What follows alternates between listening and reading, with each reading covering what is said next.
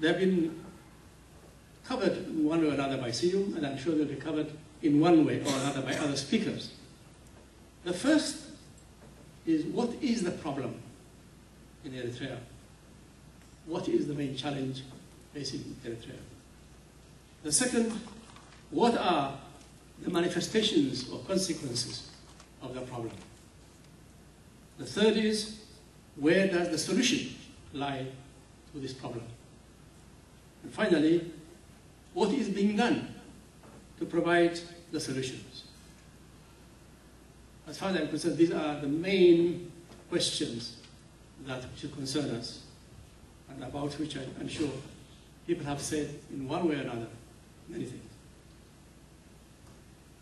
Let me continue my commendations of people, not only individuals, but institutions. And I have in mind the three brilliant institutions on the website. As-Sanna, created and headed by Amaniel Yasu. Al-Marino, created and headed by, you know who. He was awarded one of your prizes 2 years ago. And of course, awate.com.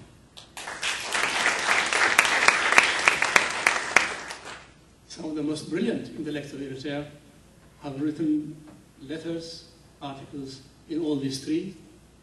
I will not say which one has the monopoly of the depth articles, but I think those of you who know, are familiar with them, will know. I will not again repeat names, because again, it would mean leaving out others will carry hazard, but I will single out one particular writer who is the son of a former teacher of mine. I'm referring to Amani al-Sahle. Amir Sahle, his father was a teacher of mine in grade school. A very kind, warm-hearted person. I don't know Amani personally, but I do know his older brother, who was Mallas. Mallas was a classmate of mine, a year ahead of me. In the document that I mentioned, Amaniel is quoted in one of the appendices. A very good selection. They quote 3 people, and 2 pictures are portrayed there. Saleh Kabire, Saleh Abdul Qadir Kabire, martyr, Walda Abulda Mariam, and Amani al-Sahle. When I begin to highlight the issues that I think we should focus upon, let me refer to Siyum's narrative. He spoke about the importance of peace, and later on he qualified it by talking about justice. But peace must be peace with justice, because peace without justice could be used by dictators, as it has been everywhere. And Saleh Kabire, Kabire is quoted here as saying why the Eritreans of his generation, the founding fathers, so to speak, were fighting. And I will read his statement, very short. Al-Sana alamu kibriyu, kibri as in dignity. Waga kibri bima hiwati. Wagas kifalo yom. But waga gin hasur aku mashata aykonan. تزلع على والدسر زوننو كبر واقع ألبون دومونيو ألبون دومون إذا دما أما عرفت نايتي بفتحي كايد أهو براي قالسي حنتجز المصحف يو غفل العلامة فتحي مجبات وإنا فتنكا ممات يو ونتاتنا إزيو علامة نافعة فتحي.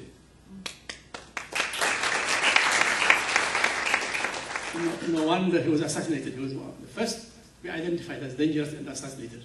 First, was the first martyr in modern Eritrea. Walda, my mentor, teacher Walda's statement is too long. It's about his plea to the youth of Eritrea to look for freedom, be free, he says. Freedom as in harnat, not that is that. Harnat. Nazanet, independence, secured by blood, and that makes it very precious. Some people have started writing, and I mentioned this in my latest book, decrying, even denying the importance of the Gadli, the armed struggle.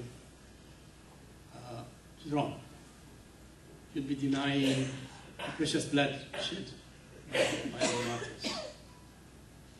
A friend of mine once gave me a very interesting quotation in Arabic about a mother who lost her son, her only son. And she was talking about how he died, war. She said,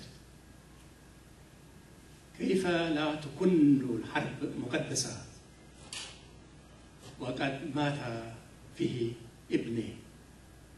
How can you not regard war as sacred since my son was killed in it? Well, I will adapt it and say كيف لا تكون الحرب مقدسة وماتوا فيها منادلنا.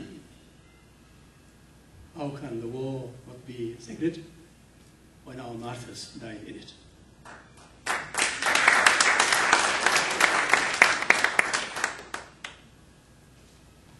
One of the most crucial points made in this document is we've spoken about the nature of the government ruling our people, or misruling them, as oppressive, as unjust.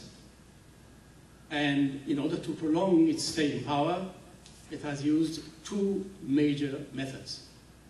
One is by impoverishing people, making them dependent for their food on the government.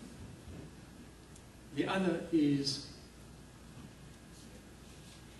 by denying them freedom. Freedom of speech, freedom of movement, two essential things of humanity denied by the government. This is something which has been written about again and again. But this document brings another element to the record of the government. And it speaks about misnat hadathasab, the deliberate extinction, desire to extinguish the people or society. And so throughout this document, there are two forces now in contention. Haylitat misnat, the forces of extinction, of extermination, on the one hand, and haylitat al-nat, the forces of continuity. And he sees them, the document sees them in deadly fight, in deadly combat. And he issues a challenge, the paper issues a challenge after a very lengthy, incisive analysis. This is a challenge to all of us. Which force do we belong with? Are we part of the Haylitat Misnat, willingly or unwillingly, directly or indirectly? Or are we part of the Haylitat Mutsal Hagar, Mutsal Habatsab, the continuity of Eritrea as a nation, as a society, as a culture?